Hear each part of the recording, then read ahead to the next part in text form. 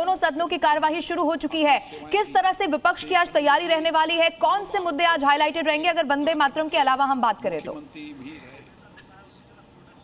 देखिए, विपक्ष ने पूरी तैयारी कर रखी है। 3 बहुत महत्वपूर्ण विषय हैं। विपक्ष का कहना है कि नीट पर चर्चा होनी चाहिए, विपक्ष का कहना है कि इथेनॉल पर चर्चा होनी चाहिए। इसके अलावा विपक्ष पश्चिम बंगाल में टीएमसी की टूट और शिवसेना उद्धव ठाकरे गुट की टूट को लेकर भी मुखर है। तो ये 4 बहुत महत्वपूर्ण मुद्दे हैं जिन पर विपक्ष लगातार सरकार पर निशाने साध रहा है और इस मुद्दे को कल सर्वदलीय बैठक में भी विपक्ष ने उठाया था और आज माना जा रहा पार्लियामेंट के दोनों, चाहे राज्यसभा या लोकसभा, दोनों सदनों में भी इस मामले पर हंगामा हो सकता है, उठाया जा सकता है। अभी तो फिलहाल इंट्रोडक्टरी चल रही, लोकसभा स्पीकर जो अभी विधायी कार्यों की जानकारी दे रहे हैं। इसके अलावा कुछ ऐसे सदस्य रहे हैं जो पूर्व सदस्य या मौजूदा सदस्य जिनकी डेथ हो गई, उसके बारे में जानकारी दे रहे हैं। लेकिन माना जा रहा है जैसे ही ये खत्म होगा उसके बाद विपक्ष का हंगामा पार्लियामेंट के अंदर शुरू होगा, क्योंकि विपक्ष पूरी तरह से कमर कस के आया है। हमारी जब बात हुई तो उन्होंने साफ तौर पर कहा कि इन मुद्दों को संसद में हम एड्रेस करेंगे। तो एक बात तो तय है कि भले प्रधानमंत्री नरेंद्र मोदी ने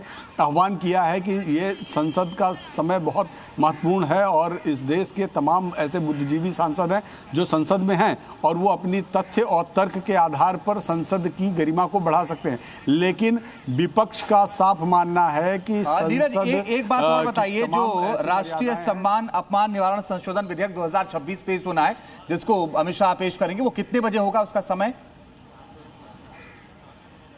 देखिए, जो जानकारी आ रही है उसके अनुसार 2 बजे के आसपास वो पेश करेंगे, लेकिन चूंकि थोड़ी देर में अभी कंफर्म हो जाएगा कि कितने बजे एग्जैक्टली पेश करेंगे। अभी तक की जो जानकारी है करीब 2 बजे के आसपास पेश करेंगे।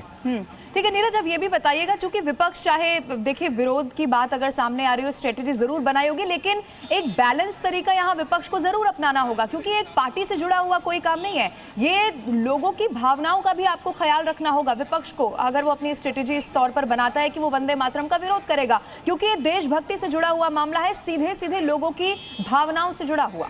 नीरज,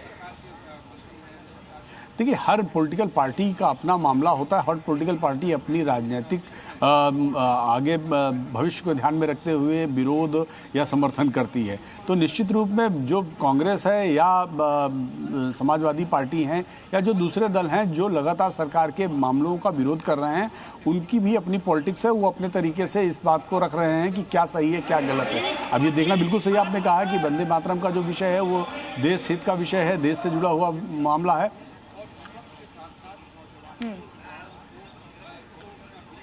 देश से जुड़ा हुआ मामला है, लेकिन ये बात सही है कि इस पर सरकार का समर्थन करना चाहिए। लेकिन चूंकि उनकी अपनी राजनीतिक बातें हैं जिसको ध्यान में रखना होगा, उनका साफ कहना है कि वंदे मातरम राष्ट्रगीत है और वंदे मातरम को लेकर उनका भी वही मत है जो सरकार का मत है। लेकिन इस पर कानून लाने की क्या ज़रूरत है, इसको ये